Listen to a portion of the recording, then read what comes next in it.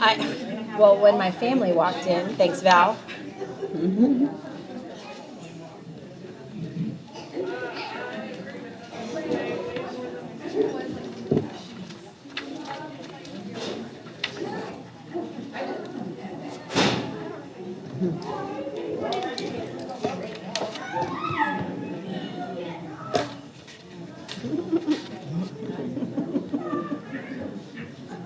Jill, is it waterproof? Yeah.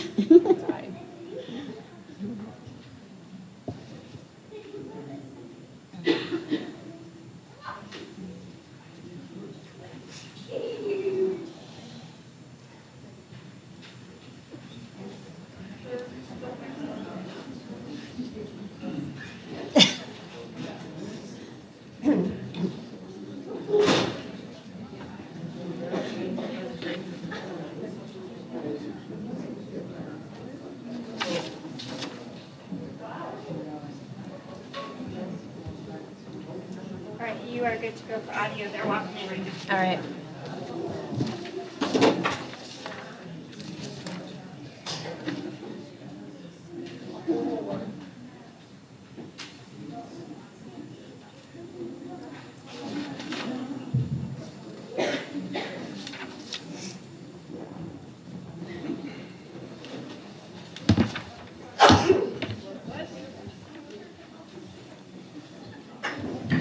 You guys ready?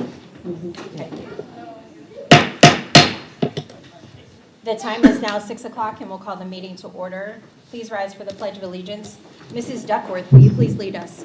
I pledge allegiance to the flag of the United States of America and to the republic for which it stands, one nation, under God, indivisible, with liberty and justice for all. Approval of the agenda. Do I have a motion? I move we approve the agenda. I'll second. I have a motion and a second. All in favor say aye. Aye. Any opposed? Motion carries. Next up is approval of the minutes for November 6th and November 20th. Dr. Akelsky has a few changes. Yeah, a couple of changes. First of all, on page 11, which is under 8B, the third bullet point, it says they will learn about astrology and geology. I think we mean astronomy. Yeah, okay. Just making sure of that. Yeah. And then the next one is on page 15, on C, the third bullet point. It starts out about, I ask about comparing to neighboring school districts and our percentage of SPED students. And then the second line there doesn't seem like it fits there. With Dr. J shared that all our sites receive bonus points. It doesn't seem like it applies to that point. Something belongs somewhere else. So, okay. And then the last one is on page 16, item 7B. Same thing, students will learn astrology. Should be astronomy instead of astrology.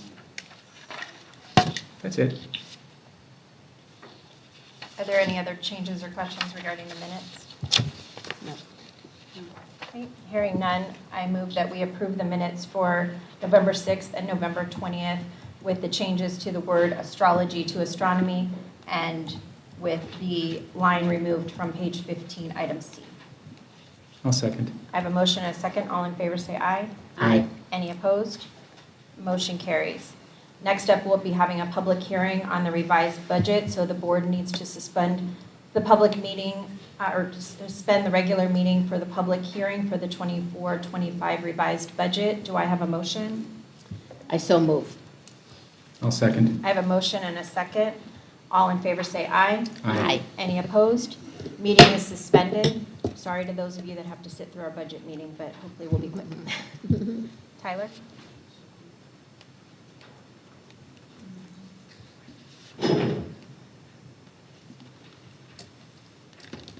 Good evening, President Reed. I don't think so.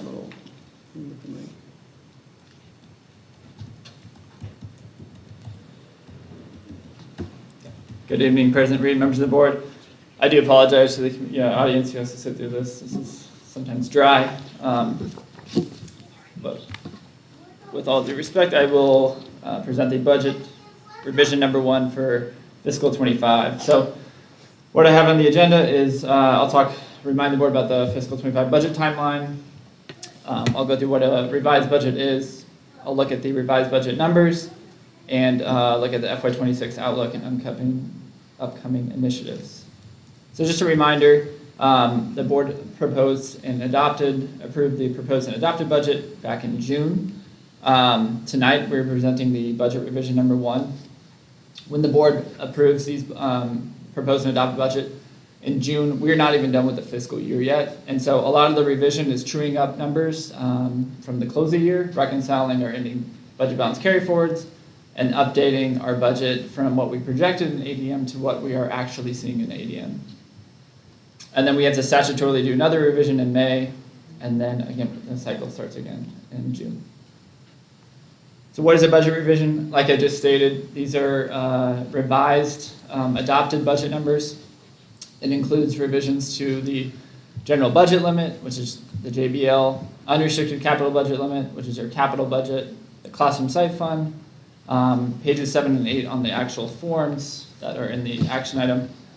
All those budgets are derived from ADM and carried forward. So those are the main multipliers when we're factoring in the M&O and capital budget. What is your attending student count, and what your carry forward numbers are. So what does the impact look like for the maintenance and operation budget? So I put up here the adopted budget numbers versus what we're revising to, and some of the key components of how we compute the total general budget limit. So first off, the adopted budget, we anticipated an ADM loss this year, as that's been the historical trend with Fountain Hills. We adopted a budget with 960 that's average daily membership. That's not head count. So I know the board gets updated with head count, and so the actual where districts are actually funded on is actually average daily membership, and that runs out all the way through January. So even this number here is going to change that I'm presenting, because your 100-day count is not until middle of January. So as we stand today, this is actually of November 15th, we are, Fountain Hills is up ADM, about 32 from the adopted budget, so that is a positive. The revenue control limit, so that includes a bunch of formulas, basically takes your ADM, times it by the student multiplier, so it's about $5,200 per student. Also takes in consideration all the Group B weights, so if you get additional funding weights for SPED, ELL, free and reduced. I kind of summarized that into the next line, which is the $8.2 million. And if you wonder why that's a decrease, a lot of the decreases come from the Group B weights. We over and budgeted for some of the Group B weights. We actually have less Group B weights students, so less SPED classification than what we anticipated. ELL, there's a multitude of Group B weights. On the override, the adopted budget was a little less than what we are reconciling to. So there's a net increase of $62,000 on the override formula. The budget balance carry forward is a big one that I presented in the AFR. We anticipated a higher budget balance carry forward than where we ended. As I mentioned, a lot of that budget balance carry forward was captured back from transferring impact aid dollars to M&O expenses. But that is $145,000 less than what we adopted.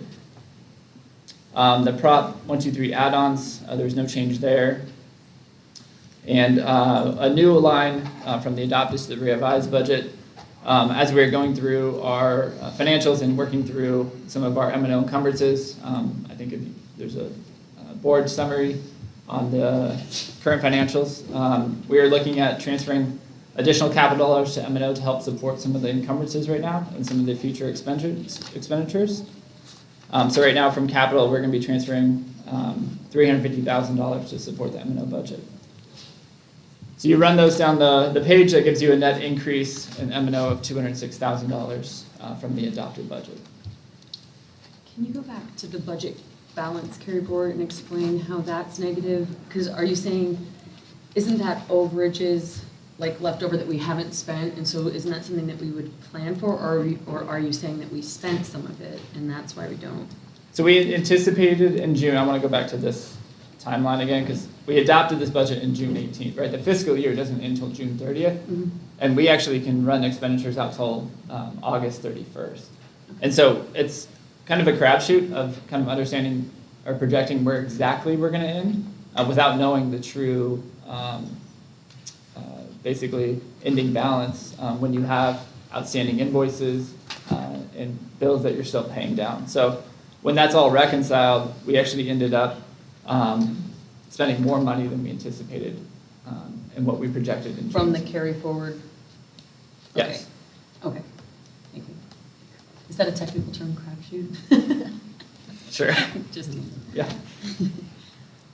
Okay, so that's the M&O summary. The other side of the equation is your capital budget. Capital formula is based on prior year ADM. So you won't see much of a difference from the adopted budget to the revised because we kind of know our prior year ADM. There was some fluctuation in the ADM when AD does a recalculation, and so we got a little money back from that recalculation. The budget balance carry forward on the flip side from M&O, we actually anticipated spending more than what we did, and so we have excess budget capacity in the capital budget balance carry forward in the tune of $110,000. The add-ons, you actually can capture back interest earnings on the capital fund, so there's a $865 difference there. And then the kicker, so right, we added money to M&O, we're taking it away from capital to support the M&O budget. So that's the big reason why the capital budget's decreasing from the adopted, is mainly in part because of that transfer to M&O. Any questions on capital?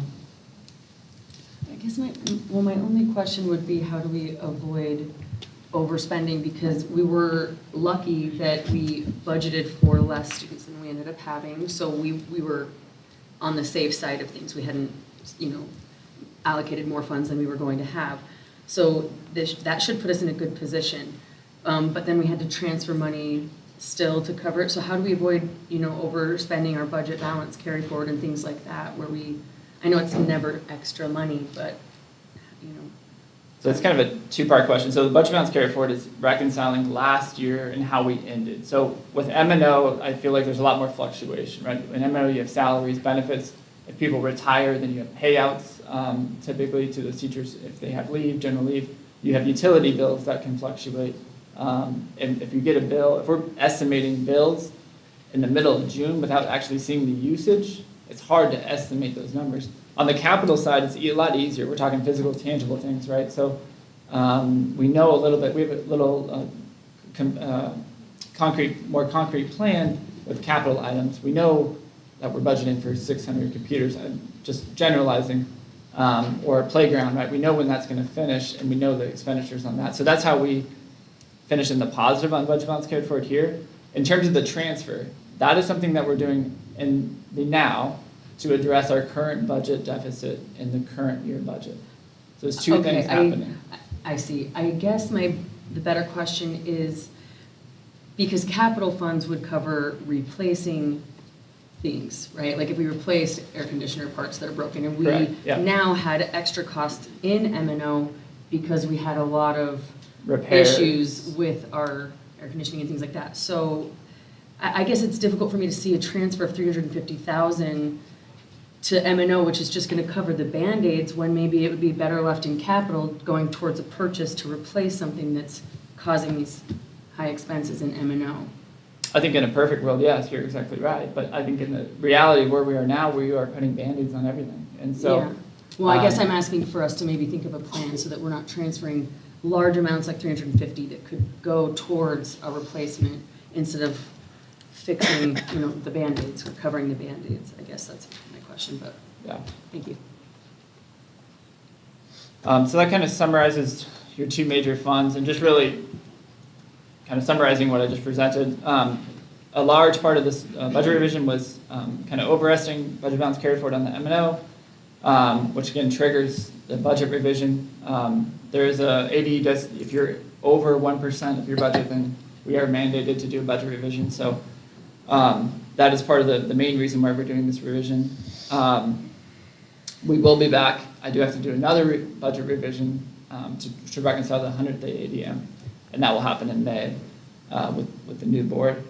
On the district, again, we're starting the preparation for the FY26 budget. Right now, the legislative process is just taking place. People who are elected in November are just getting their seats. They won't officially seat until January. But based on current trends, we can know with the state inflation, we kind of know right now the 2% inflation increase to the base level support will happen, but I anticipate very little other education, K-12 increases with the current legislative makeup. We are looking at staffing reductions to kind of balance the budget. I know Dr. J and Chris and Craig are all working through those recommendations, and we'll be back to the board before the 26 budget is talked about. And then the RFP for the real estate service, probably the other big budgetary item. We do have solicitations in. We have 4 solicitations that were submitted. Evaluations are scheduled, and we'll bring forth a recommendation in January on real estate service award. So with that, if there's any questions, I'll be happy to answer them. Are there questions from the board? No. Okay, this is a public hearing. If there's any questions from the public, we'll take them now. Okay, seeing that there are no questions, the board will vote to reconvene the regular meeting. I motion that we reconvene. I second. I have a motion and a second. All in favor say aye. Aye. Any opposed? Motion is reconvened. Can I ask that in the future we add that as, whenever there's a public hearing, that we can put it on the marquee? And also maybe the board meetings? Thanks. Next up is the summary, informational reports, summary of current events. We're going to start with Dr. J. Madam President, members of the board and guests. Well, tonight is a big night for one of our board members up here. But we're gonna come to that later in the meeting, so I'm gonna save my comments. But I do want to remind everyone there is some cake afterward, and that's always good. So I'm going to save my comments for that time and talk about the district instead for a little bit, okay? So I had my monthly coffee with parents this week, and it was a very good conversation. Appreciate all those who come. Got a kind of a core group that come, and we do have it available online if anyone can't come in person. We do have that available. We had wrestling tonight, which is really cool. We only get like 2 a year where we have home wrestling matches. And it was really fun to watch our kids get out and wrestle. A lot of them were working really hard, I know, in the summer, doing camps and clinics, and they looked really good tonight. So it was really nice to see our wrestlers out there. Basketball started. I see some in the room here today. But boys and girls basketball have been off and running, and they had tournaments. And one PowerPoint game, then they have games tomorrow night. So starting at 5:30, the girls play, and at 7, the boys. So please come out and support the Falcon basketball program. I don't have an update on soccer at this time, but I will have one soon. I presented to the Scottsdale Realtors last week and talked to them about why it's important to sell houses in Fountain Hills and all the great things we have going on in our schools and our District A letter grade, and the great programs we have between Innovate 21, FHU, and they were really impressed. And so I gave them my number again and told them to call me if they need any assistance or any information on the district. I want to give a special thanks to Krista for helping run our Cogni accreditation. She's volunteered to step up and really keep us as an administrative team on track with getting accreditation done. It's time for to do that now. Instead of doing it by school, you do it as a district. So it's a year-long process, and it's a lot of work, and we've been working on that behind the scenes.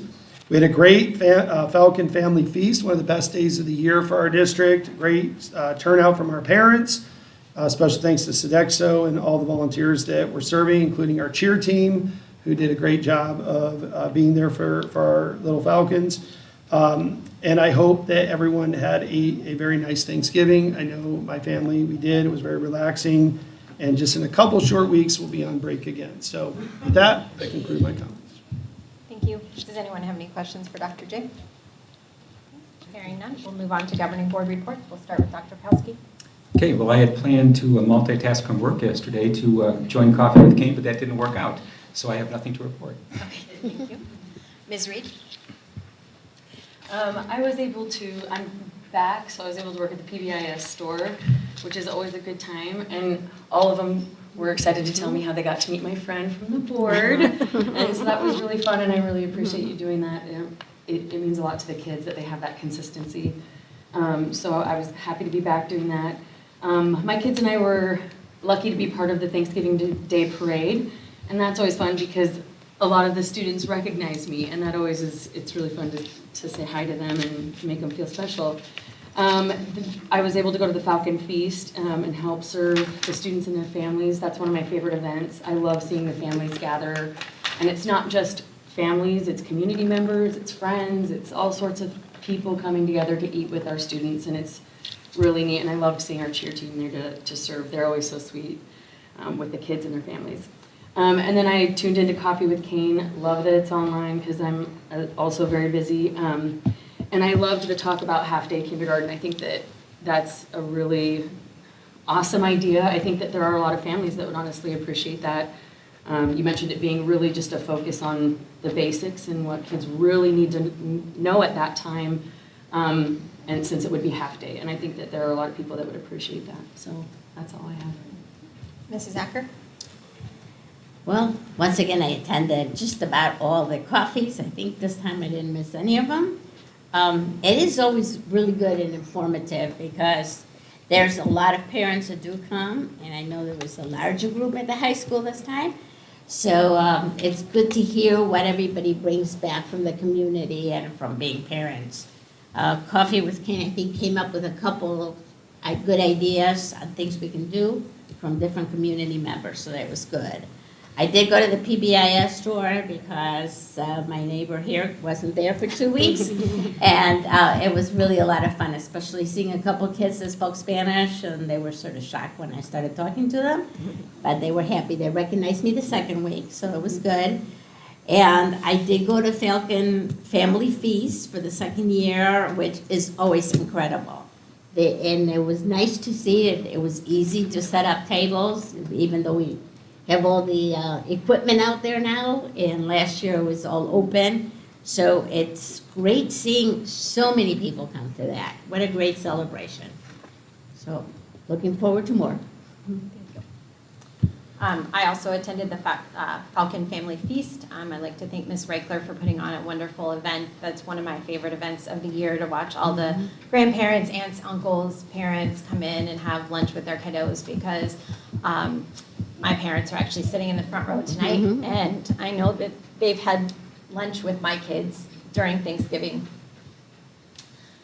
So tonight is my last official board meeting. I've been on the board for 12 years. I've been with the district for 19 and a half years, so it's kind of bittersweet tonight. But I just want to thank everybody that's in the audience tonight that has supported me through this. Thanks, Krista. I've been here for the good, the bad, and the ugly. I see a lot of teachers in the audience that I built relationships with in school and out of school. I have watched several 1,000 kids walk across the stage and graduate, whether I was in the audience or I was actually up on the stage congratulating them.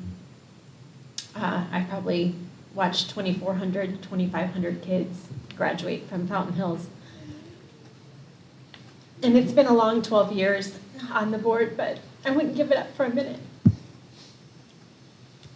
Watching those faces graduate every year has been really special. And there's only so many of us that get to actually sit up there and watch those kids cross the stage and know what they've accomplished. We have a great school district. C.T. Wright was one of my favorite school board members, and during our last election, he unfortunately passed away before he could win his election, but I'm sure he would have. But he would sit up here almost every meeting, and in his beautiful Southern accent would say, "Fountain Hills has the best school district in the world." And And that's true, because I have watched kids from preschool through their senior year come through here, and we have watched academic scholars, we have watched academic athletes, we have watched kids that weren't sure they were ever going to make it through high school walk across that stage and pick up that diploma. And the teachers here are amazing, the parents here are amazing, and at one time I was PTO president before I became a board member, and one of my favorite stories is Evan Dixon, who was the band teacher in the middle school, and he was amazing. He came here from Colorado. And I asked him one night, do you want to join the PTO? And he looked at me and said, why would I want to do that? And I said, well, you'll be surprised, Evan. And later that year, he came to me and he said, I have never worked in a district that has been so supportive, whether it was my staff, colleagues, or the parents. He goes, these students are amazing. And all of you that are sitting back there that are students here know that. You are all amazing, and you are doing great things here as a Falcon, and we are so proud of you. And I am extremely proud to have led this district for the past 12 years. So thank you for allowing me to do that.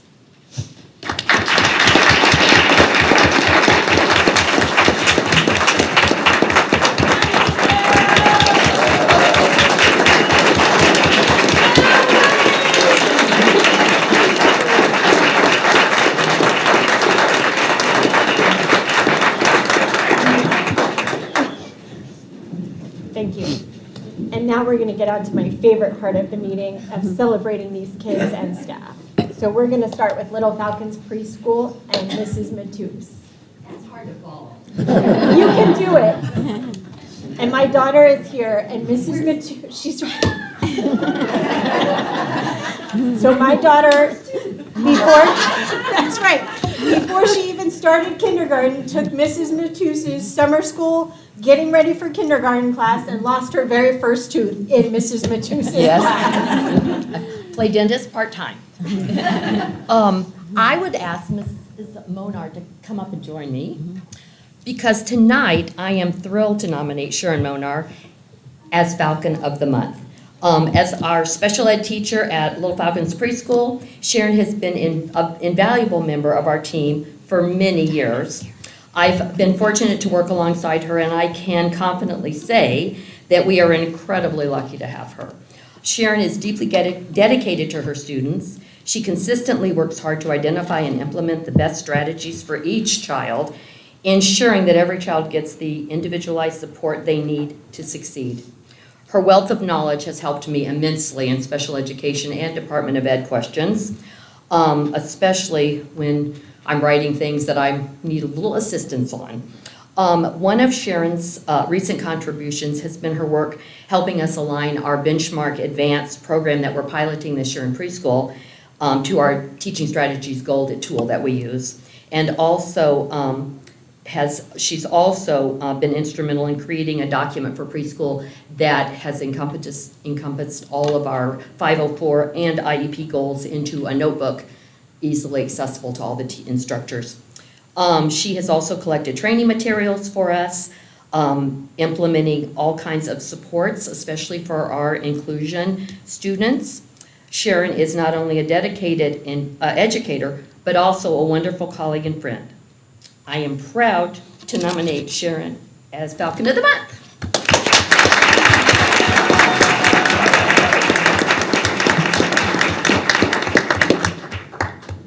Tears from Jill's speech. I know. Oh. Oh, yeah.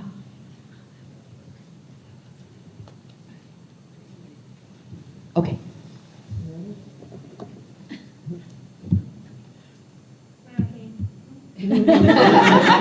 See, I don't mind.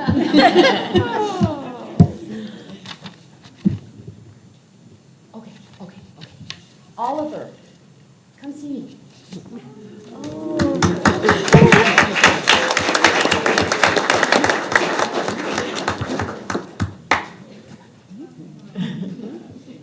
I am thrilled to nominate Mr. Oliver Quackenbush as Falcon of the Month. Oliver consistently brings positivity to our school environment Every morning he greets his teachers and his friends with a bright smile, ready to start the day with enthusiasm. His eagerness to learn is evident, and he takes great joy in sharing his knowledge with others.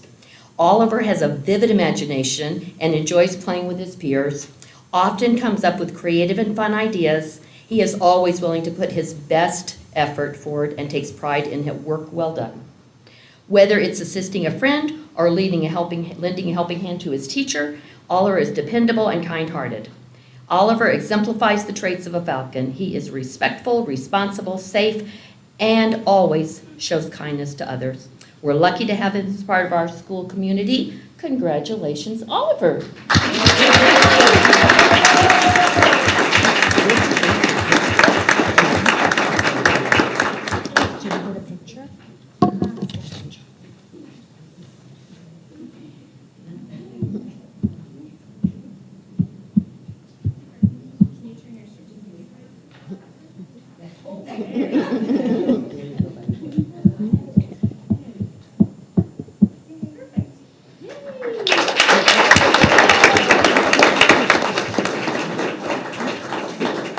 Next up is Ms. Reichler with McDowell Mountain Elementary.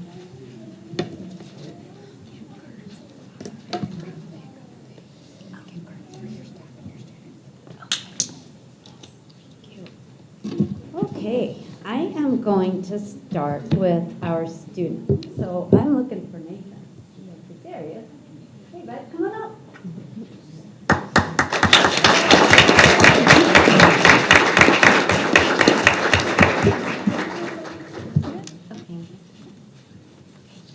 Okay, this month we're proud to recognize Nathan Santibanez, and he's a shining star of our 5th grade. So we're happy to have him as the Falcon of the Month. His teacher, Ms. Koss, describes Nathan as an exceptional student who embodies the Falcon way by always being respectful, responsible, safe, and kind, right? And he's always doing the right thing over there in 5th grade. Nathan goes above and beyond to assist his teachers whenever he can and actively engages in class by asking thoughtful questions. Beyond academics, Nathan loves sharing his enthusiasm for Pokemon cards with his teachers and building connections that make our school community even stronger. Thanks, Nathan.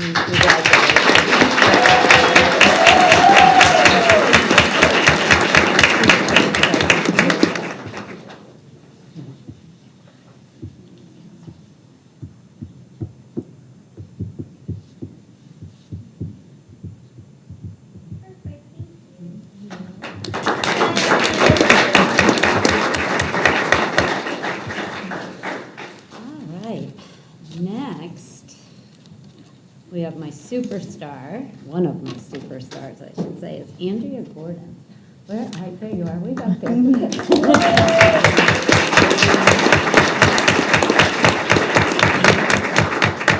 Andrea is my incredible school counselor, and I say thank you to her every day. So I am thrilled to recognize you as Falcon of the Month.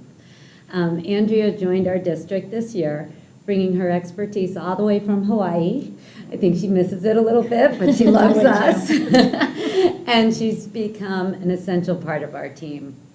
From navigating the complexities of scheduling, that was fun, and to holding amazing 504 meetings. Andrea's proven, Ms. Gordon has proven her dedication to our students and staff every day. She supports classrooms in countless ways, leads lunch bunches to build connections with students, and always brings a positive attitude and thoughtful solutions to any challenge. So Andrea, we are so lucky. I thank you every day for coming, and I appreciate you.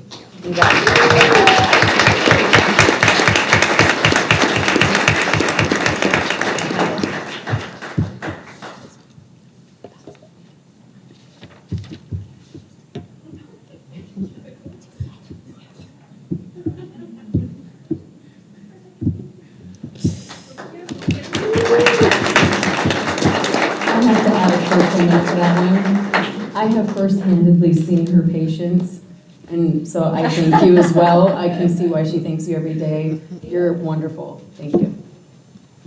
And now we have Dr. W. with the middle school, and she has 2 students and a staff member.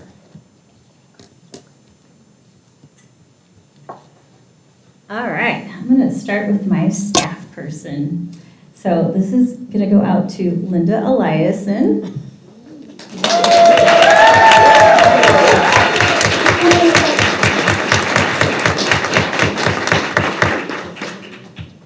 There's so much I could say, but I had to shorten it a little bit. This month, we are happy to honor Linda as our Falcon of the Month. She has been our long-term substitute teacher for one of my special education teachers. She literally fit the position. The kids love her, and she is so dedicated. Her work ethic shines through in every aspect of her job. She has a perfect attendance, having never missed a single day of work since school started. Even though she's my long-term special ed teacher, she also helps cover other classes when that's needed. She's the first to show up in the morning, comes in well prepared and ready to tackle the day with a positive attitude. She has this unwavering willingness to help whenever needed, never complains, offers solutions, which I love, as well as she is open to feedback and collaborates well with others. Our students are very fortunate to have her as one of their educators. She ensures instructional goals are not only met but executed so that our students can succeed. She participates in all of our Fun Spirit Days, has a true Falcon spirit. We consider her family and thank her for all the impact she is making for our students every day.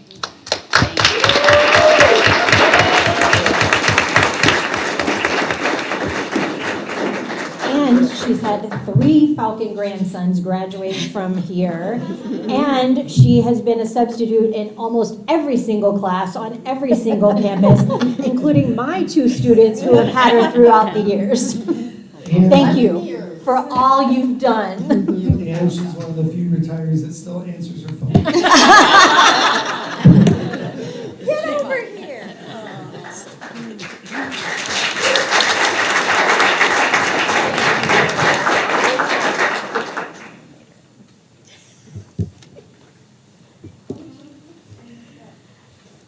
Okay, so I get to go back to November, I think it is, right? Yep.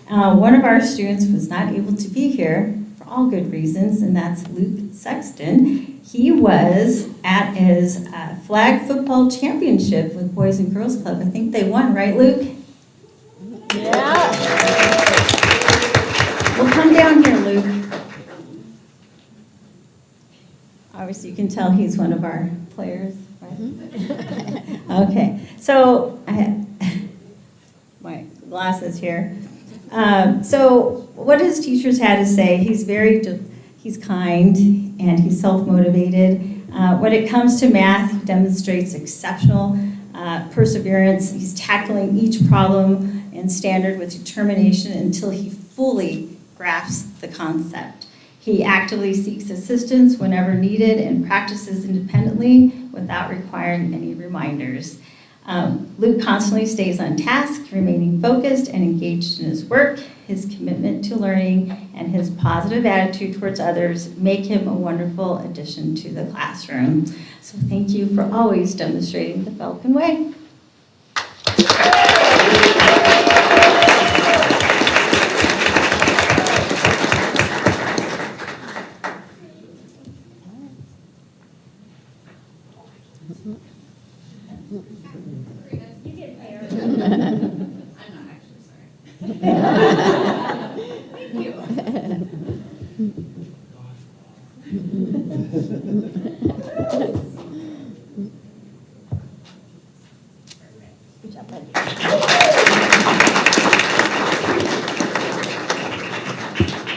So my student for this month is Harlow Carfinelli. She's a 6th grader. Harlow. She ran here. We both ran here. We were both at the cross-country meet. And she was running there tonight before today. So she did awesome. So Good job with that. She is amazing. If you look at her grades, I'm just like, wow. It's like 100%, 110% in all of her classes. She's a role model in every sense. With that, her commitment to excellence is evident in her impressive 4.0 GPA. She'd be off the chart. She is going to be honored next week for the principals list, so congratulations with that. She is so quiet. She's under the radar, but yet so impactful. She consistently supports her peers with kindness and generosity. She's never seeking recognition, here she is today, but always making a difference. Harlow's respectful demeanor towards both her teachers and classmates creates a positive and harmonious classroom environment. Her sense of responsibility and humility make her an invaluable member of our school, inspiring those around her to strive to be the very best, and we appreciate you.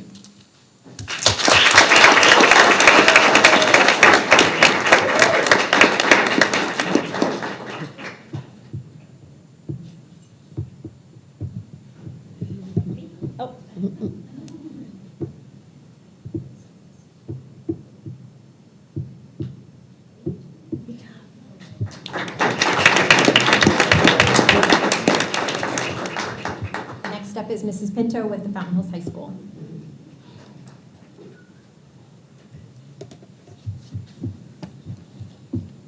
Good evening.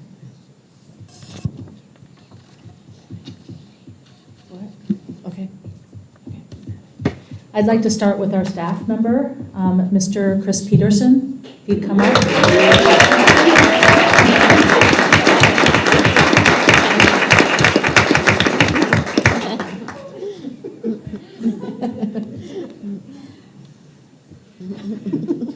So I'm thrilled to name Mr. Peterson as our Falcon of the Month for the high school. His hard work and dedication for stepping in and helping our third-hour band students has not gone unnoticed. Thank you. From the bottom of my heart. His lighthearted humor, complete with his signature funny yet terrible dad jokes, keeps the students and staff entertained, while his knack for sharing fascinating Jeopardy-worthy trivia makes every moment memorable. With almost 2 decades of dedication to our school district, we are so pleased to finally have him as part of our high school team. His commitment and unique energy are truly appreciated. Thank you for making a difference, Mr. Peterson.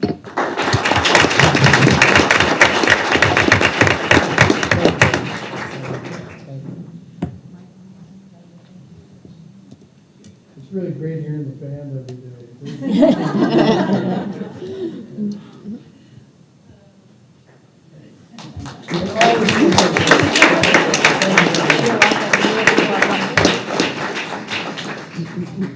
And for our student, I'd like to recognize Matt Halverson.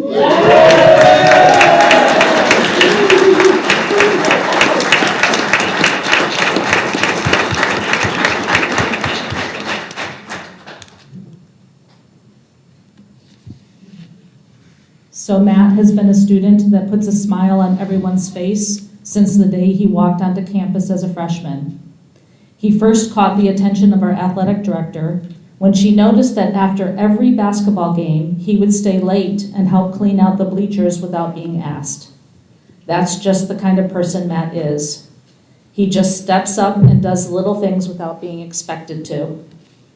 Recently, he has been taking advantage of independent study by using space in the front office not only to complete his work, but to get ahead on it. The front office loves having him around and enjoys checking in with him on his academics each day. He is a good and respectful student who sets a great example for the rest of our campus. Although Miss Wynn will need to find someone else to help clean the bleachers next year, we are so excited to watch Matt grow into the young man he is today and to watch him walk across that stage in May. Congratulations, Matt.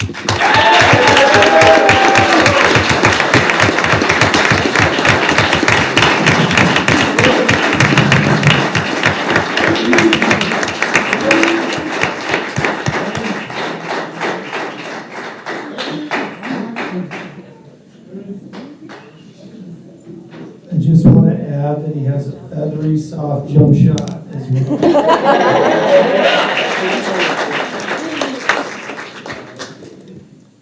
It's great to see his team here supporting him. I really like to see that, Coach Bonner and Coach Brandt. Good job. Oh, they told me you're all here for cake. I didn't get that certification. Next up is the district office transportation staff. So Mr. Harmon is going to present. We have tonight here Val Fernandez. Come on up.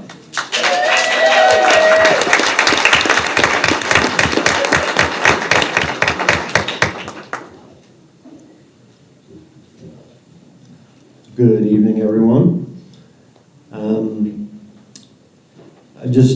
Val is the ultimate colleague. She, when I was a principal, used to annoy me. All the hoops I had to jump through, and I have to admit, when I saw 5509 come up on my phone, I knew I had done something wrong. And that's still true.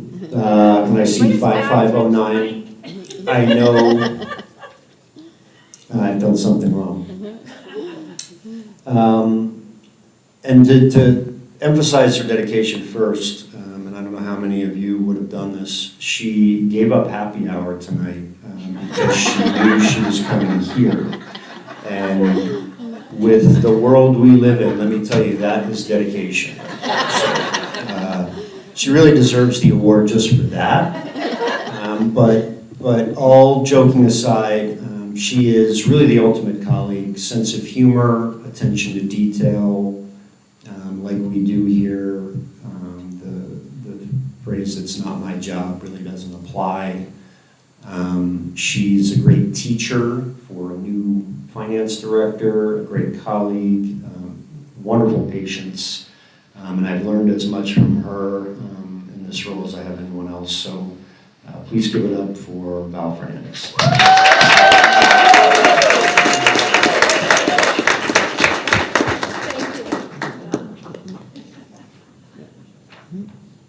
Is your mom here?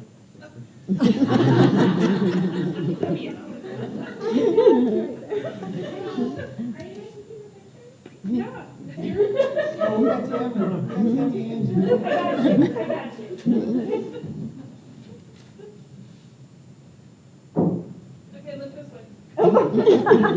Thank you.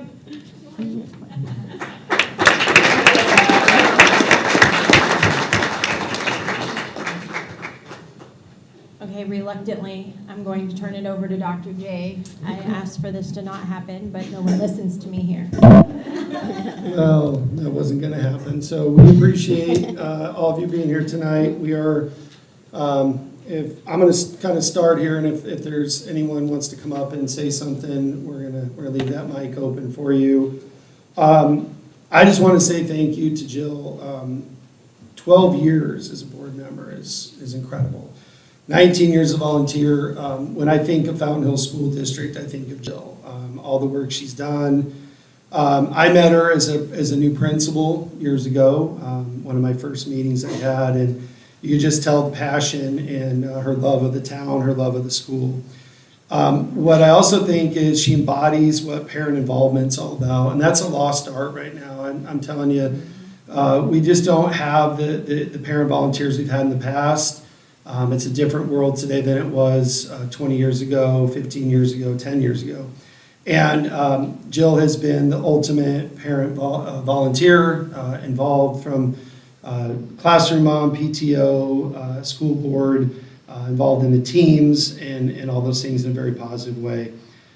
She cares very deeply, and you saw that obviously earlier when she talked about students, for our students, our town. And the other thing I love is that, you know, we have people who tend to not stay in Fountain Hills, and she did. And we appreciate her kids being here. I was principal for both of them. It's great to see both of you tonight. But staying true to her town and representing it all the time. I was up on stage with her many times, and I got bumped a lot because the kids would rather take their picture with her. And that's just a testament to her commitment to the kids. As a principal, she was so supportive of me. I was brand new and learning the position, and she always looked out for me and always would give me a heads up or just encouragement. And I wouldn't be back in this role without her. She is the number one instrumental reason why I'm here. She doesn't take no for an answer. She's as tough as can be, but she does it in a loving way where she's trying to make people better. She has been beyond supportive of me and my team for the last 2.5 years as superintendent. I don't believe we would have any of the success we've had without the support of the board, and specifically her role for the last 12 years. And we've really made some good gains in the last 2.5 years, and it's a big part of her vision for the district. She leaves a legacy of supporting students, staff, and parents, and that's going to be really hard to fill. And I hope some of you young parents in the room are inspired tonight by Jill's journey, and you will take that on. And she bleeds blue, and that's so important, because when you live in this town as long as she has, as long as I have, as long as a lot of you have, there's a real pride in this community. And if you follow through and your kids have gone through the schools and you've been a part of them, it's a really strong, great community, and no matter what, you're going to be missed tremendously. So from me to you, thank you for everything you've done for us. Come on down, and then I'll open the mic. You want to let people speak first? Yeah. Let's let people speak first. I've got a nice little thing for you here. So, I'm selfishly going to go first. okay, go ahead. It's a little gimmicky gift. Oh. But, so I have to You want me share to a quick open it story. now? Yes, because I have to share a quick story about Jill. This might come as a surprise, but we don't always agree on things. But at one of the first times I was ever around you socially was at the Falcon Fiesta. And at the Falcon Fiesta, Jill is always the blackjack dealer.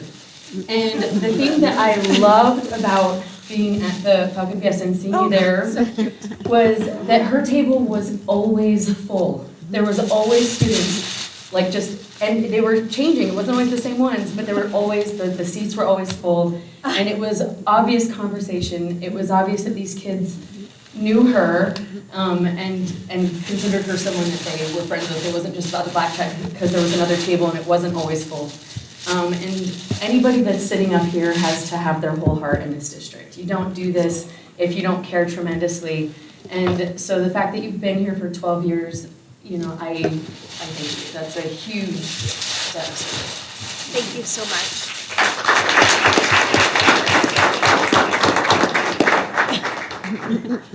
It's a little blackjack table. Come on up.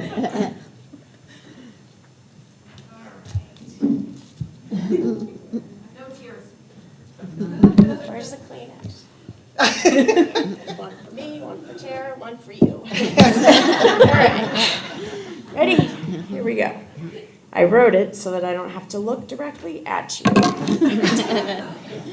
So you want me to go first? I'm just going to interject jokes in between, so no problem. So this is why we work well together.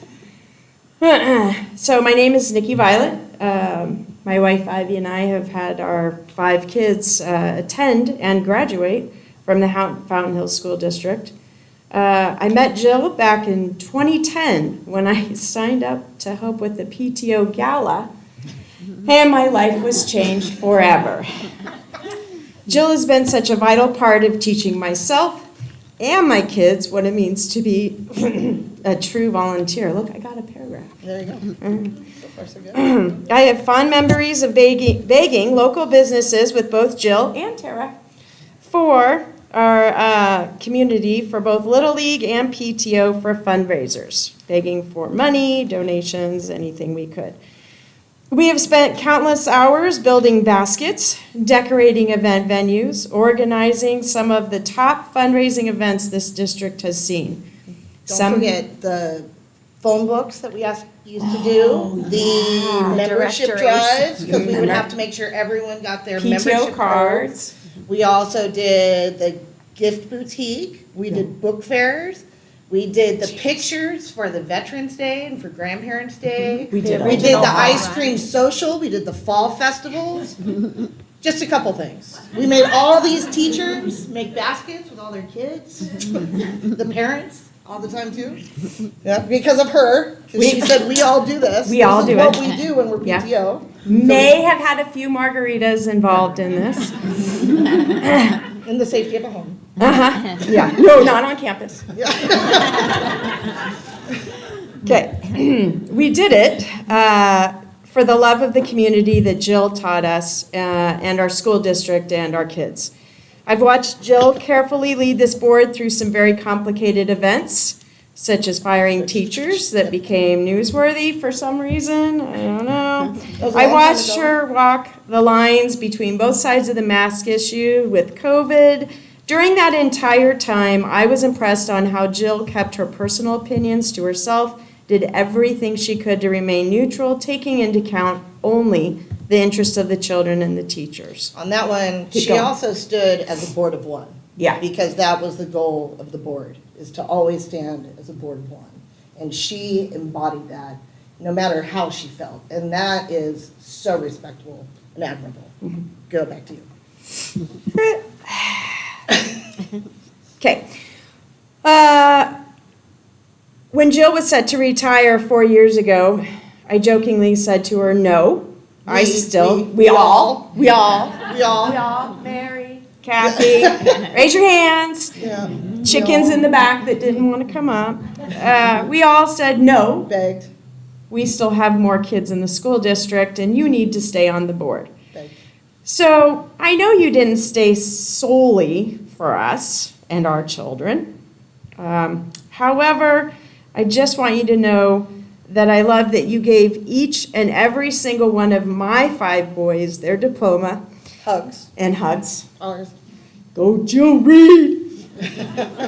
And we sent them together as a small little community on to the next phase of their lives, all of our kids. Your dedication to this community and this school district is unfounded and truly appreciated. That's all I got. What else? We love you. We love you.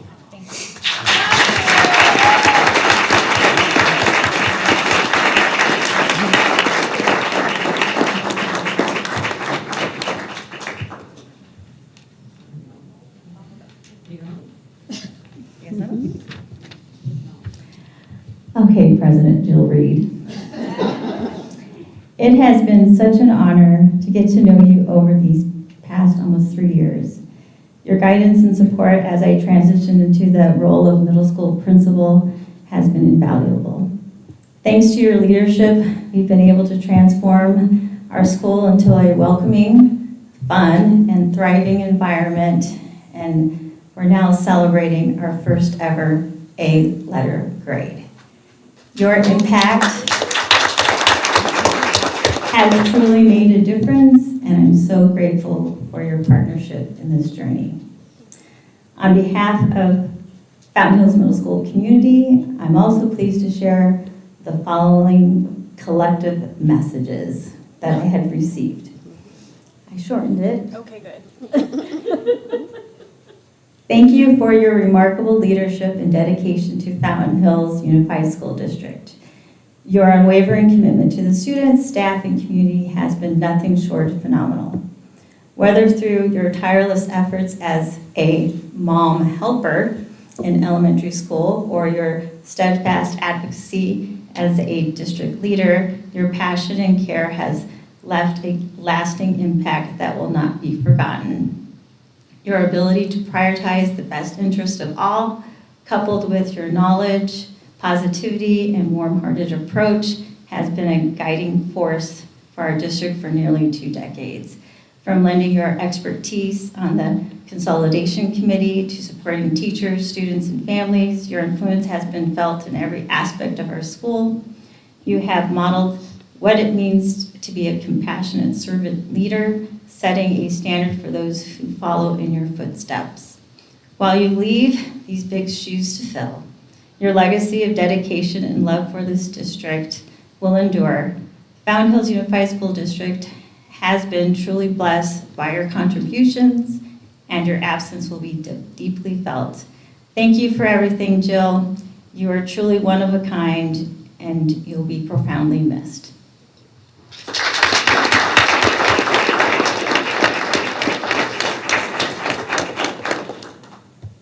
Hi. This is your fault. Sorry. So am I supposed to call you Madam President for the first time, or no? First and last, Jilly Jill. So you know how sad I am to see you go. Gosh, you've just been amazing. You've been the cornerstone of the Fountain Hills Unified School District for, and I think my question's been answered, 19 years. 19 and a half, yeah. Crazy. During that time, your unwavering commitment has left such a mark on our schools and community, but you've earned your wings. So it's time to go have fun, Jill. Your journey with FHUSD as a parent, then volunteer, your dedication only grew as you took on the roles of PTO president and eventually board member, and your passion for education has just been unmatched, and I appreciate it. You've been a true supporter of our teachers and students and my personal cheerleader throughout all of my years, Jill. Your efforts to champion our students' needs and well-being have left a lasting imprint and of respect and appreciation for our educators in the district. You've been with us through thick and thin, and your dedication has not gone unnoticed. Your impact has been profound, and your absence will be deeply felt. On behalf of the McDowell Mountain Elementary School community, I'd like to express our heartfelt gratitude for all you've done for FHUSD. And we love you. But now, Jill, it's time to put your feet in the sand whenever you want. So that was from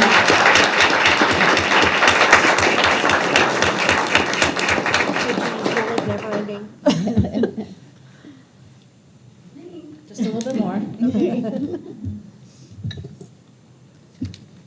So I'd like to personally thank you for your incredible support of the high school throughout the many years of your service to the community. It's been a privilege of mine to work with you at 2 different times during the past 5 or so years. Your absence as our president will be certainly felt. I hope this isn't a final farewell, as I do plan to invite you to a lot of our celebrations and events still. You have been a genuine champion for our educators and students, and always radiating positivity. Wishing you a wonderful final board meeting. We appreciate you and will greatly miss you.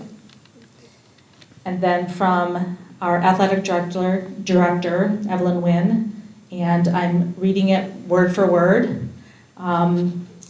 with her humor sprinkled in.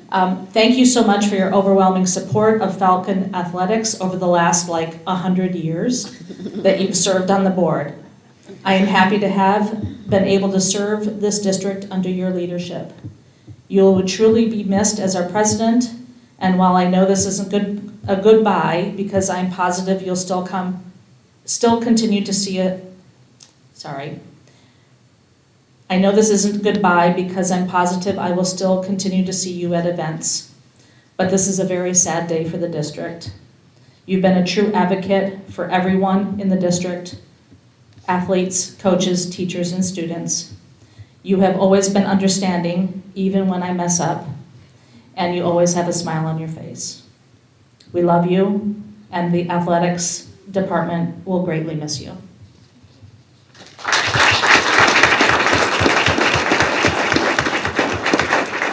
I just have to clarify something now that Mrs. Pinto has spoken and she's a fellow Buckeye, that I do bleed Falcon blue. Gotcha. Because if you say bleed blue, people may think I'm a Michigan fan. right, And I'm married to a Buckeye. So I bleed Falcon blue. We'll make sure the minutes reflect that. Please do. Did you wear that for me? Is this like a? You broke it again. Weird. I've been wearing. You broke it again. Story of my life. Don't touch it anymore. I've been wearing this tie since 7 a.m. And I'm not enjoying it, but the Falcon blue is for you. But I appreciate it. And this paper was in my office all day. On your desk? Correct. Actually, that's not true. I got it at 4 o'clock, so, but the joke worked. I'm going to speak to your family. In 24 years of in this business, I started when I was 8. We meet a lot of people that really shout from the rooftops, you know, we're all about kids, we're all about kids, and a lot of them aren't really about kids. President Reed is one of a few who is always about what's best for kids and teachers, so she walks the walk, and she's rare. And I just want to say thanks for believing in a principal with no experience and helping me make it 3 years, so thank you very much.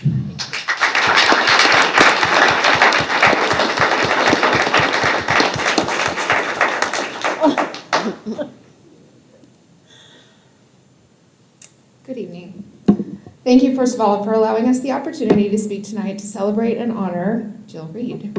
My name is Tamara Jagodzinski, and I've been a very proud Fountain Hills parent of 3 students for the last 14 years. Jill has served on the board for the last 12 of those years.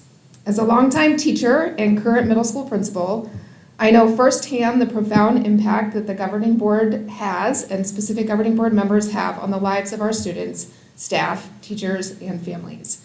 I know for a fact that serving as a governing board member is a thankless job. I would like to take a moment to say thank you.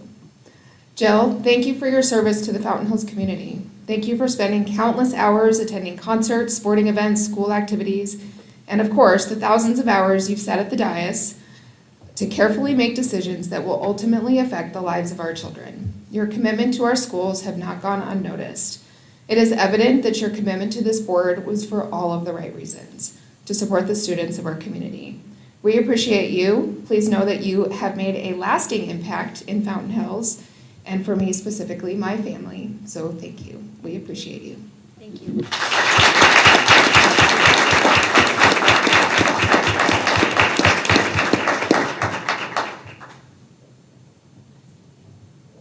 Oh, no.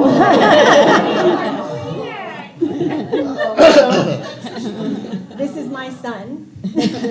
You're ruining my punchline here. Oh, sorry. Just like I threw away your salsa? Yep. So I need to touch back on a earlier speech that was given that said she stayed 4 more years for their children. It was me.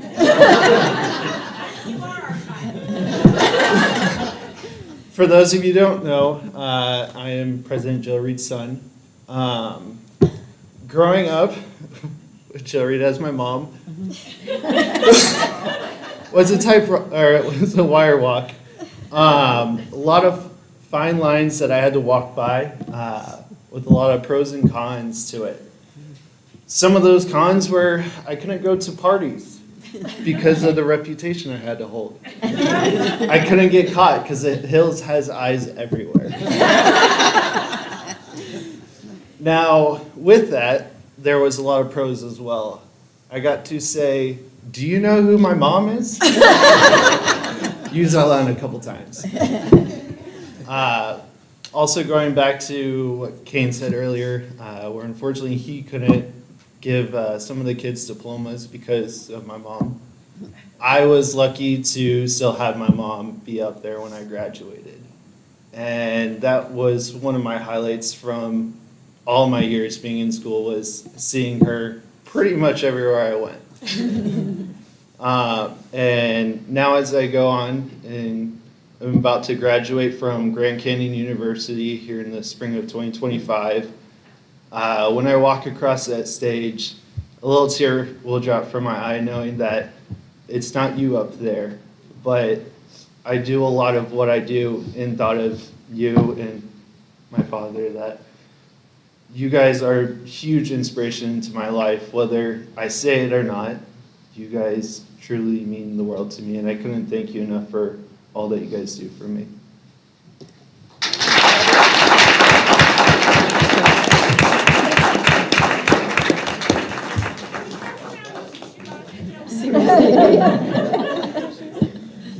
Okay, are we done? Thank you to all of you that came and have honored me. It has been such an honor to be part of this board and this district. As I said before, I have enjoyed watching all of these kids make amazing progress through our school district, and there's a couple teachers here in the audience right now that were students at one point that I've got to watch grow and are now teaching kids. So, thank you for coming back and being Falcons. This district is just amazing, and you can make more money somewhere else. We all know that, but you're never going to find a district that supports you the way that this one does, and I hope you see that. And for the future board members, Mrs. Duckworth is in the audience, and she's going to take her seat in January, and these three will stay up here. I just pray that you all end up bleeding blue, that you remember why you do this. As they said, it's a thankless job. I've been here for some pretty nasty stuff and had to make some pretty bad decisions. But at the end of the day, it's the kids that matter. And just you're gonna please half of the community and the other half you won't. But just remember that every decision you make affects those kids, and that's what you have to go on. If your heart is telling you it's the right decision for those kids, go with it, because they're the ones that matter. And when I was PTO president and as a school board member, I have been continually told you're the voice for the voiceless. Remember that, because those little kids count on you. Mm-hmm. Thank you all.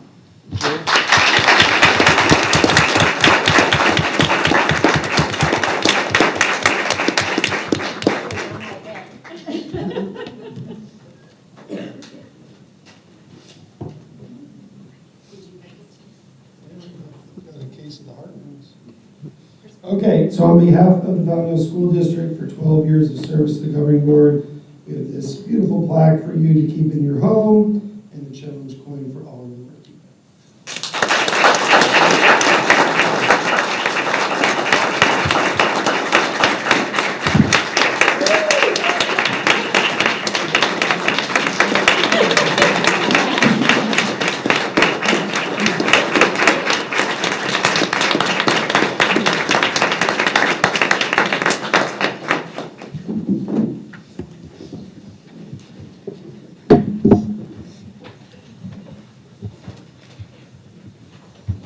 For any of you that would like to be excused as we attend the regular meeting now, please feel free to exit.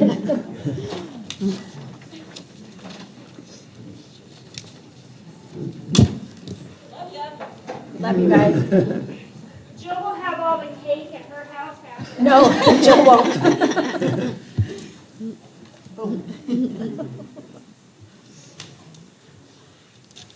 Okay, now we have real business to get to. Thank you to the governing board for being lenient and sitting through that. So, do we have anyone here from Stugo who's going to speak? Come on up. He's like, why did I have to come to this meeting?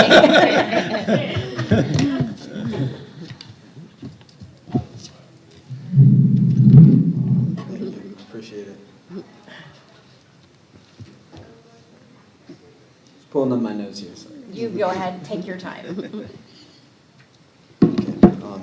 Hi everyone, I'm Quinton O'Connor. I'm a freshman member of the high school student government, and today I just want to discuss some details about what we've been working on and what we've been planning. So just to start off, we are currently preparing for Winter Spirit Week, and we are decorating the halls for Christmas. We are also having a Christmas movie night on December 20th. And for Thanksgiving, we sold pumpkin pie slices, which we raised a couple $100s for. And also, we're starting the preparation for Hoop Coming, which will take place February 1st. The theme will be Enchanted Forest, so we're super excited. But that's all the details I have for you guys, so I appreciate your time. What movie are you going to show on December 20th? We are going to be watching Elf. Elf. Oh, that's awesome. Love it. Anybody have any questions for Stu?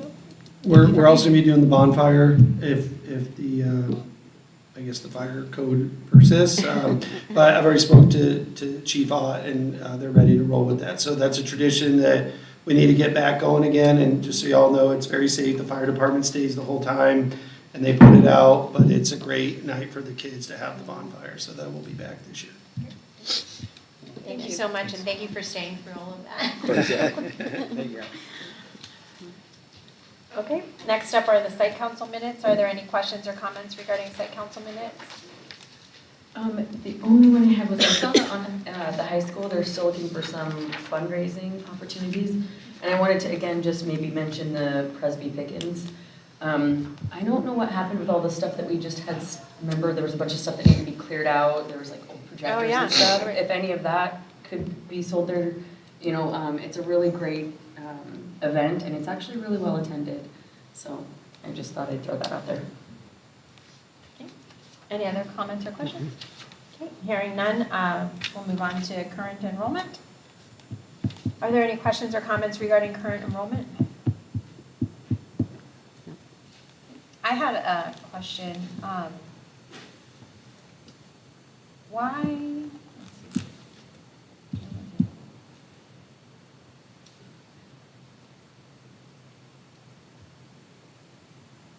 I guess, never mind, it's fine. I don't know what I was looking at, but, okay, so good. So no other questions or comments? And it looks like we're up a couple students? Yeah, we've had a couple that have come in and preschool's looking good too all year. It's been a good number. Great, looks like we're at 1,106. So. Okay, next up is the student activity and auxiliary report. Are there any questions or comments? I had a couple questions. Okay. There were just a couple where it showed year-to-date expenditures under the like tax credit category, and then it showed a negative balance. Are we able to spend money from a tax credit that we don't have, or why is that? And it was a couple of them where it looked like it was. It's like the art and then Athletics under had athletics. And then I think, art or something. On the middle school. Mm-hmm. Yeah, and Stugo as well had a tax credit and then a negative balance. Any question? How are we, How are they tax spending credits it? usually, the money is there before we can spend it. I don't imagine we can spend tax credits we don't have. Yeah, there's for the 3 levels, so I'll have to go back and look. It might have been taken from the wrong school. I'd have to look into that. Okay. Thank you. Well, like one's under gift and donations for like the art department, for example. It says that there was an expenditure of $387.49, which put that gift and donation in the negative. Like, why would it be taken from gift and donations if there's no gift or donation to take it from?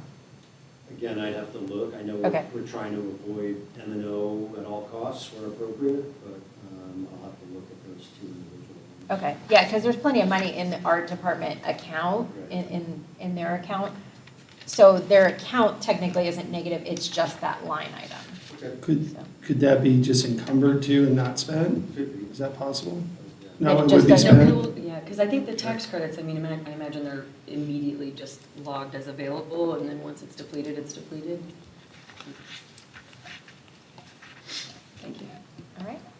Any other questions or comments regarding the student activity or auxiliary? And the other one is really the AP testing. Right. It seems to, at the high school. Yeah, the AP testing, we had to pay, but all the students may not have paid for their AP testing yet. That's They right. have to do it prior to the test, but we had to make the payment of $9,500 for them to take their tests. So that's probably why there's a negative balance there, is we didn't have enough money in the AP testing account because they haven't paid all their fees yet. So.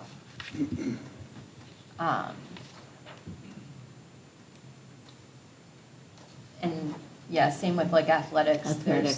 There's Sister Cities had one too. Right, so there's several of them. And but- this is October, so probably right fixed by now, but Okay, yeah, if you can look in that and email the board. Okay, anything else? Okay, hearing none. Next up is the unaudited financial report. Tyler, can you actually come up, because I think there's some explaining that's going to need done on this. Tyler and Chris, somebody. So right now, the maintenance and operations shows that it has a $2 million deficit, which obviously is not accurate because there's $8 million in encumbrances. So can you explain to us why that would show like a $2 million deficit that I'm assuming is not actually $2 million? I have a microphone complex now.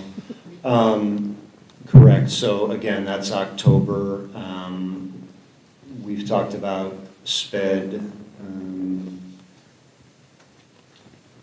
It's down now, I think we're down to 1.4, if I'm correct, or 1.5. We have SPED encumbrances, we have ESI, and then we have some M&O that hasn't been spent yet that frankly we're not going to be able to spend. I think, and it's no secret that M&O is extremely tight, and we're looking for ways to spend where, from other places where we have to. So you're talking about encumbrances for SPED, maintenance, transportation, and ESI. So we cleaned up also a lot of, we had, after the reconciliation, we cleaned up a lot of encumbered positions that we had budgeted that are no longer. So took out a bunch of those. So we're in the process of cleaning up and getting the deficit down. That's a very high level overview. Yeah, so open positions, once those, so this is the first report like coming out of the new fiscal year. So when we saw that, we immediately looked at that. And one of the things we found is HR just had not closed out a lot of positions. So about 800,000 or so around there was open positions that need to be closed out. So some of them, like you have 2 ESI employees that we've talked about up here, but they were also still in the budget for regular teaching positions. So those had to be closed out. We have some sped costs that are really high. We've talked about that up here many times, not only just with contracted teachers, but also with students who need level D placement. We are pretty confident, in conversations I've had with the state, that a lot of those are going to be reimbursed, or a lot of that money is going to be reimbursed. And that also is encumbered right now, like saying, so for example, out of that 1.2 million that's for SPED right now costs, only about 100,000 of that has actually been expended. So there's still 1.1 million encumbered, but not all of that's going to be spent because we're going to get Medicaid reimbursement. We're going to get reimbursement for certificates of educational convenience for students who do not live in our boundaries. We're also have a couple positions that we did get approved, but we were able to keep a contracted SPED teacher in that position, and we're not going to need to replenish some of those positions. So when it's all said and done, and you look at all the open encumbrances, it's not as scary of a number as it looks right there. What we do need to do is be very tight on spending down the second half of the year, and we need to have conversations about what do we do moving forward so we're not feeling this squeeze each year. Remember, we did cut about 500,000 to 700,000, I don't know the exact number, out of the budget last year, and we're going to need to look at how do we do something again next year to relieve some of this. Despite all the work we've done on enrollment gains, right, and we've tried, we're still, over the last 2.5 years, we're still down from senior classes exiting and kindergartners coming in. And so we have tried really hard to maintain staffing and maintain what we do, but it's getting harder and harder to do that. And so the new board will have some conversations about how do you want to tackle that for the future. So although that looks scary, I've looked through it all personally and spoke with Tyler, Chris, and Craig, and I do think that once those encumbrances come out, it will be a much nicer number. Okay, so that explains the budget-controlled ones. Now, under the cash-controlled ones, there's a couple of them that have pretty big negatives due to encumbrances, such as like the school violence prevention program. Is that a grant? That is a grant, it's a reimbursable grant. So it hasn't been reimbursed yet? Correct, you And encumbered, then, yeah. Food service, like we have a huge, there's 395,000 in the red for food services. Yep, so- Impact aid also, right? Yeah, I just haven't got to that one Yeah. yet. Yeah, so for food service, right, so the big encumbrance in there is the Sodexo PO. And as you know, we submit monthly reimbursements for breakfast and lunch. And so that revenue will trickle in. But right now, the negative it's showing is because the encumbrance is holding for the Sodexo PO. And then 997,000 for impact aid.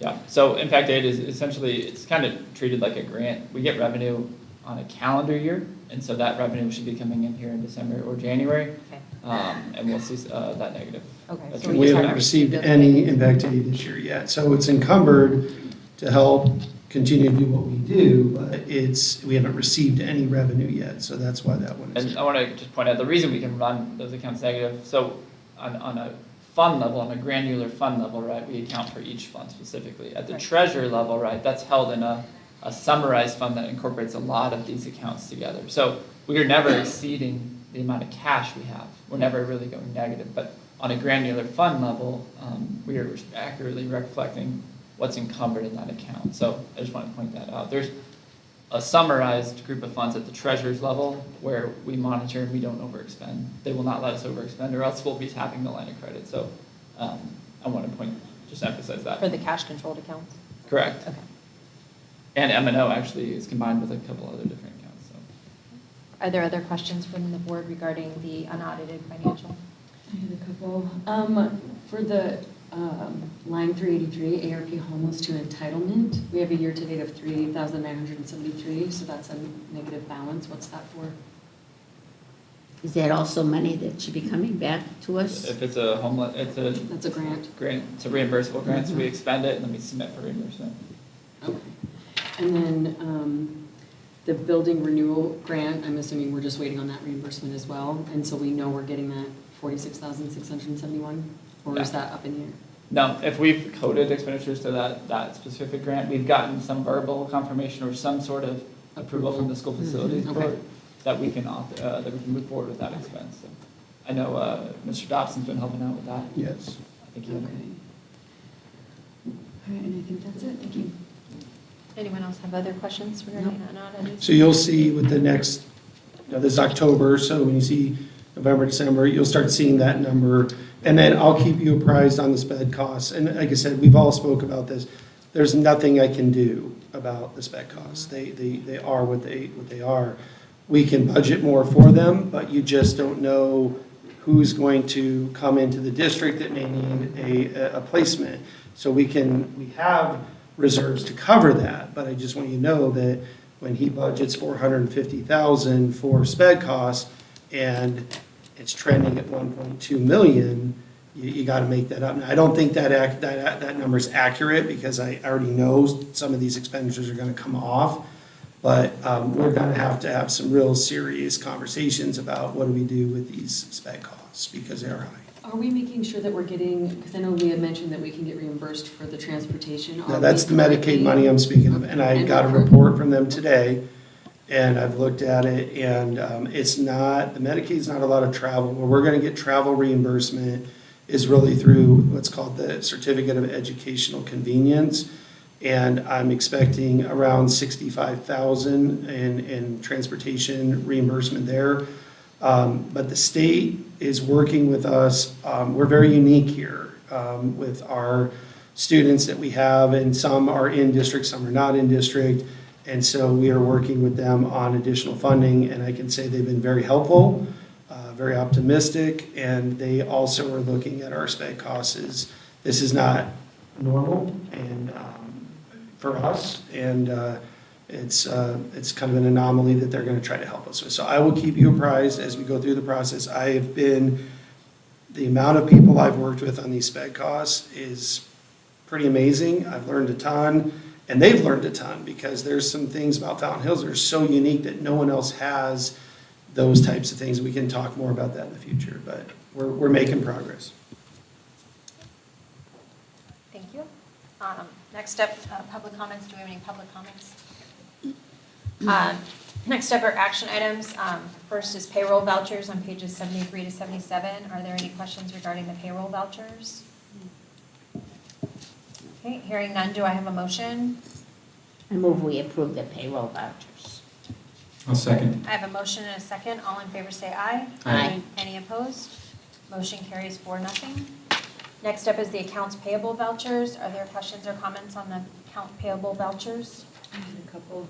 On 1031 for the Abbott Center. Abbott, We have not done a lot with Abbott. It might be a fee that, or something that's required. it's membership fees. Membership, okay, there you go. We have not extended that program at all, so no, I would just say it's a membership. It's membership So that's fees. an annual Yes. membership? Yes. Okay. And then Bel Air Mechanical on the same day, 8,763. So it's different schools. It was Little Falcons Preschool and McDowell Mountain repairs done on the chillers. Okay. And just so you know, that's what a lot of these repairs you're gonna see with Bel Air are the ones he spoke of. Remember he said, I've been in contact with Kane, you got like 3 things that have to get done. Those have all been done. I've checked on them and I've made sure with Juan they've been done. So you might see more in the future, but that's those 3 things that the gentleman was talking about. Okay. And then HQ Sports, It's just for the scoreboard. okay, like a replacement, a new? Did we get a new scoreboard or? The only thing we've had, the only 2 things I know with scoreboards is one, we had them completely redone, but that was paid for out of a donation from Desert Canyon Golf and the Ork family. The other one would be is we may have had some work done to the softball or baseball ones. We've had some trouble with the softball one ever since we've had it. And I know last season it didn't work for most of the season. So my guess is that I can double check. Krista can get back to you on that, but it's most likely we have not bought any new scoreboards, so it'd be a repair. Okay. And then the McGraw-Hill, is that a payment for the textbooks that we currently bought, or is that something separate? It wouldn't be McGraw-Hill, I don't believe it's our textbook that we just did. No. That could be replenishment or a license fee for a current textbook. So we've not bought any new textbooks other than math since I've been here. Wasn't done by McGraw-Hill? I thought it was. Was it I think it was McGraw-Hill? McGraw-Hill. How much was it for? It's only only for 1,800. 1,815. 15. Oh, can Yep, you our, know. we got teachers here, they might know. Right. We had to add more to the original order for the math curriculum. Okay. Okay.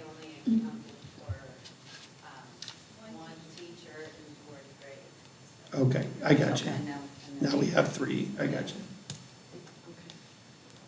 And your HQ Sports that you asked about, it says scoreboard or stat control. So it was fixed. It just shows at the high school, it doesn't, like it's billed to the high school to Evelyn, but it was a transceiver for the indoor scoreboard, a scoreboard stat control, a control case, and the installation. That's basketball, and that was paid for on a donation by the Ork family. But it still gets paid.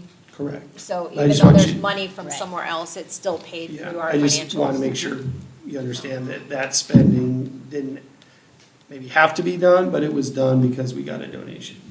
And yes, the McGraw-Hill was for 2 more grade 4 bundles, a grade K through 5 guide, a teacher subscription for 2, and then math manipulatives and workstation kits. Okay. And then on 11.5, the To Teach Global LLC. 11.5. I can't do that. Okay. That was professional development, it was paid for grant. Professional development Which through one was grant. Oh, the To teach you, Teach. yeah, professional development training. Okay, it was from the grant, oh, that's awesome. And then the Bel Air Mechanical, that, on that same voucher? That was for the middle school, high school chiller.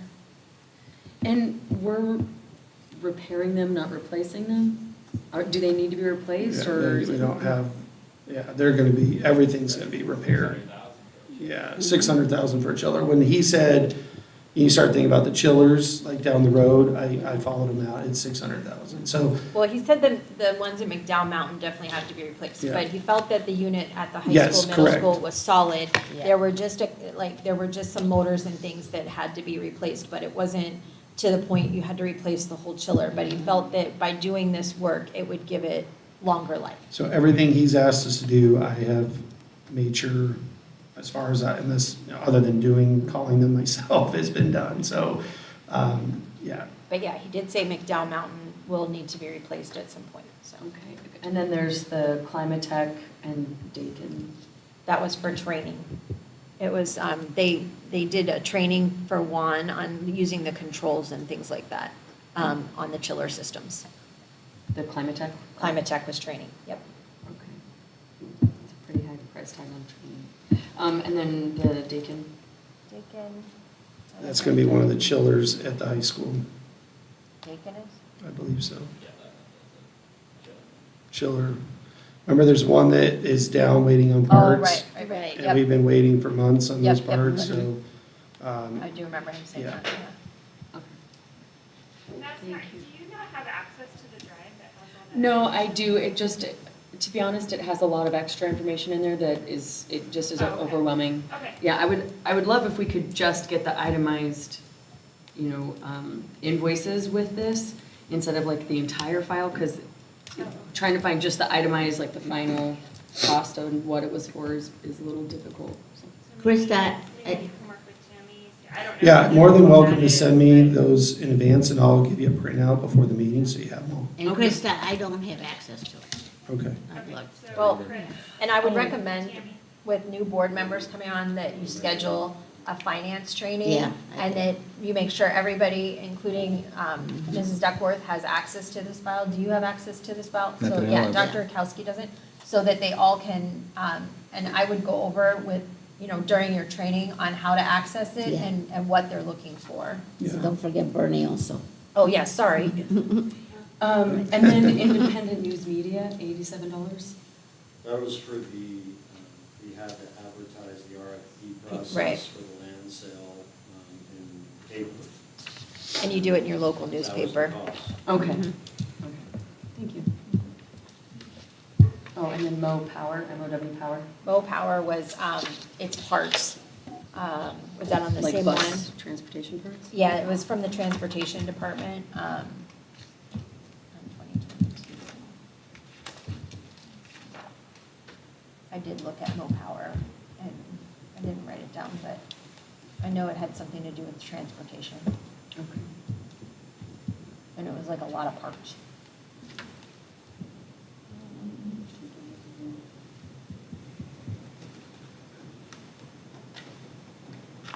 And this grant specialties, is that somebody we pay for? That was a renewal. Is that John? So That's the guy that helped us get the The safety camera, the grant. security? Safety grant. So he manages that grant for us as part of the process. Okay, and is this a one-time payment or is that? gonna be No, recurring? it's a 3-year, once a year payment for managing the grant, and it was part of the services up front. Thank you.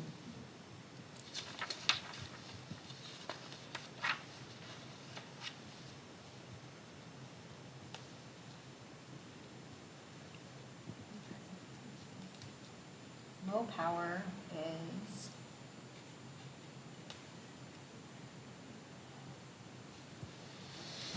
Might have been the actual lawnmower from the fields.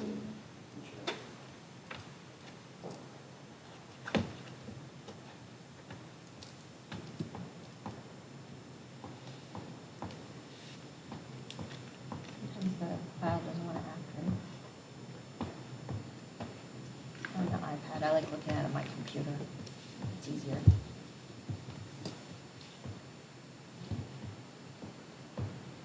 I'm almost there. Oh, Mo Power, here we go. Parts to repair the mower.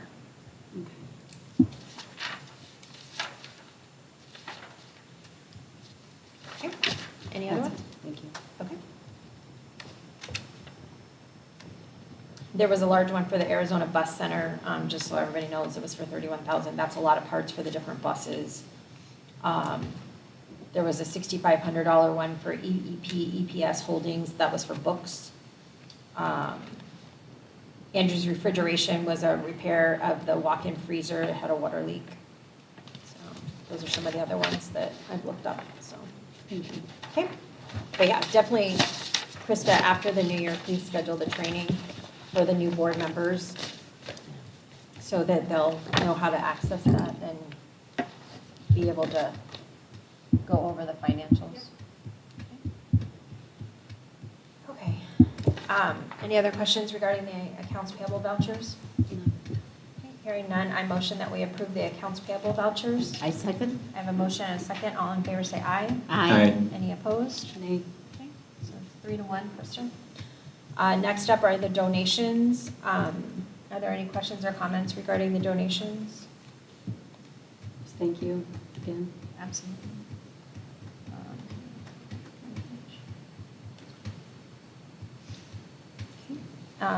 No questions or comments? Okay. Do I have a motion? I move we approve and accept the donations. I second. I have a motion and a second. All in favor say aye. Aye. Any opposed? Motion carries. Next up is the change to the 24-25 calendar, hopefully for the last time. I think it's a fabulous idea. It makes it a lot easier for the students to be able to really work on each test as it comes along, plus having time to do a little bit of review before it. I agree. Any questions or comments? Okay. I motion that we approve the 24-25 calendar update. I'll second. I have a motion and a second from Dr. Rakowski. All in favor say aye. Aye. Any opposed? Motion carries. Next up is McDowell Mountain Elementary Shop with a Doc Learning Session. Come on up. Hello. Hi. I'm Lauren Butler. I teach first grade at the elementary school. And I'm coordinating a few different events with Mayo Clinic this year. We did Shop at the Dock last year, and it was a huge success. It was really awesome. And so working with Mayo, they kind of wanted to expand it this year.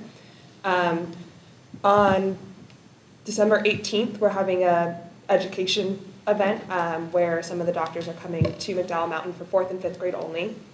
We're hoping to do probably 2nd and 3rd in the springtime, but we'll kind of see how this one goes.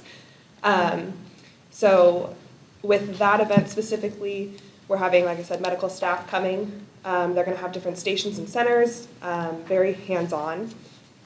They're going to have stations about 10 kids, and some of the topics that they're going to talk about, it's all healthy living based, basically, and building interest in the medical field. So they're going to have a station on heart and lungs, so talking about vital signs, teaching CPR, first aid, how to stop bleeding, how to do splints, things like that, blood drawing and transfusions, other things like allergies, infections, surgeries, healthy eating.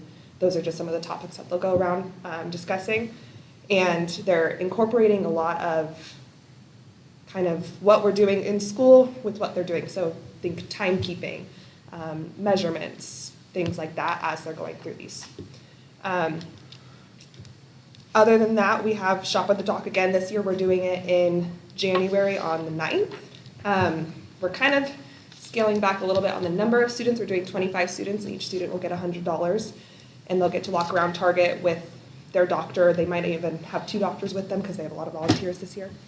And with that, we're focusing on, since the holidays are over and we have a lot of holiday events already going on, kind of care necessities. So things like winter clothing, shoes, school supplies, that's really going to be the aim and the focus there. Lastly, we're planning on doing a field trip to Mayo Clinic in February, hopefully with the 5th graders only. And again, this is to kind of build a focus on interest in medical careers. So it'll be very similar to the education event where they're going to have different simulation centers and things like that, very hands-on. And then they are donating $10,000 to us, which is amazing. Last year they donated $5,000. But so with that $10,000, we're using that to pay for everything. So the Shop at the Dock, the $2,500 for the $100 per student, busing for the field trips, to Shop at the Dock, extra snacks for Shop at the Dock, things like that. And then with the remainder, they're kind of leaving it up to us as to how we want to spend it. Just asking that we kind of keep it along the health kind of area. So some ways that we're thinking of spending that is extra PE equipment. A lot of our PE equipment is kind of missing things or needs to be replaced. Possibly a field day, possibly future assemblies on things like eating healthy and taking care of your body, things like that. And then additionally like clothing and school supplies that students need. So, do you have any questions? So on your breakdown of where the 10,000 would go, it says gift bags of 1,500. Is that for Yes. every kid? So yeah, every Shop with the Doc kid will be getting a gift bag. That was one of Mayo Clinic's kind of requirements. And so in there, they had things last year, and they're planning on doing the same thing, like exercise bands, different exercise equipment, like I think like a blood pressure cuff, things like that.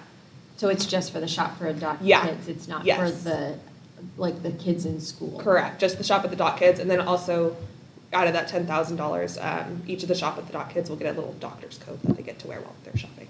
And how do you decide which kids go on Shop with the Doc? So we're using free and reduced lunch lists to kind of help us. We're trying to choose, because there's so many different holiday things. So there's the Elks, there was Shop with the Cop.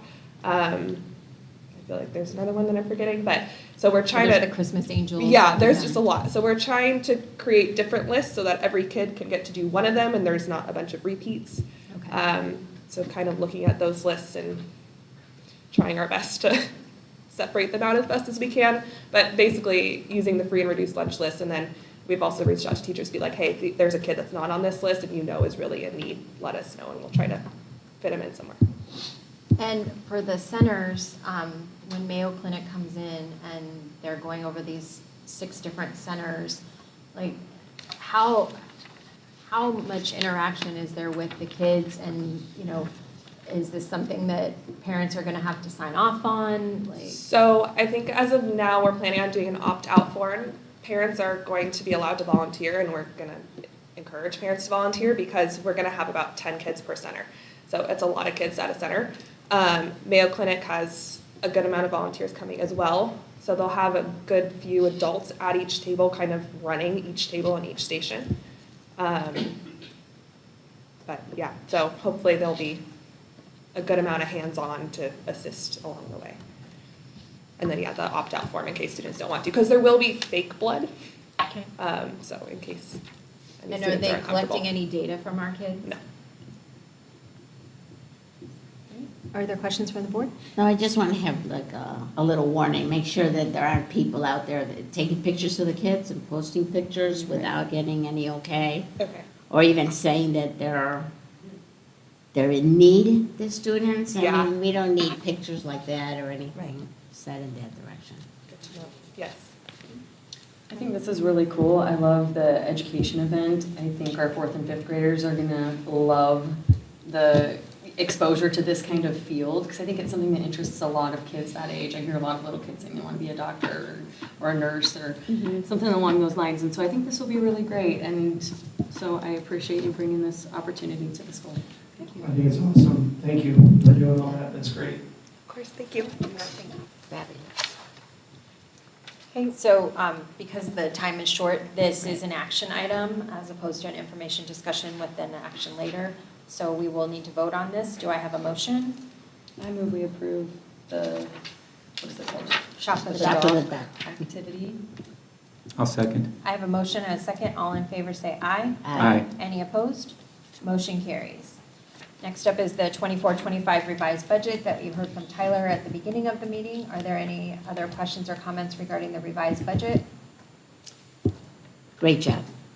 So I know it's a lot of work, and every time we look at things, you know, we hope that things will balance just right, so thank you.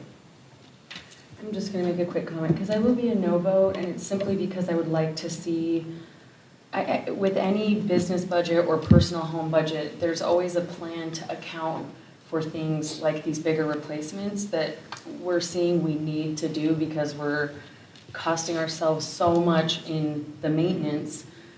So I would just like to see a plan, especially on years where we end up in a surplus because we calculated low. So that's my only encouragement, but I do appreciate all the work that's gone into this. Any other questions or comments? Okay, hearing none, do I have a motion? I move we approve the revised budget for 24-25. I'll second. I have a motion and a second. All in favor, say aye. Aye. Any opposed? Nay. Okay, 3-1, Krista. Next up is the election of officer for the vice president. I brought this is the fourth time I've brought this. I really encourage you to elect a vice president this time because otherwise your meeting in January is going to start in disarray. I can appreciate this, and I appreciate your reasoning. And I would like to nominate myself because I feel like I would appreciate learning. Okay, so Madison's nominated herself. I'm going to stick with my original nomination and nominate Dr. Rakowski. Lillian? I'll nominate myself. Okay, Lillian would And- like to nominate herself. I do want to say one thing when we vote, that I think we didn't do things quite right last time. If we vote for one person and that's over, that doesn't mean you can't vote for the other person. That's correct. It's Yeah. just, some Just one. people don't want to vote. Right. If they've already Sure. voted for one, they don't want to change their vote. So. But they can because it's a they can. second vote. You can So, vote. just so it- everybody knows. On every motion, you certainly Yep. can. So, but yeah, in January at your first meeting, you will elect a vice president and president at that time. So this person is literally going to attend one agenda meeting and start your meeting in January. So that's their only role. So Madison motioned for herself, or nominated herself first. So all in favor of Madison being the vice president, say aye. Aye. Aye. Okay, I'm a nay. I'm a nay. So that does not carry.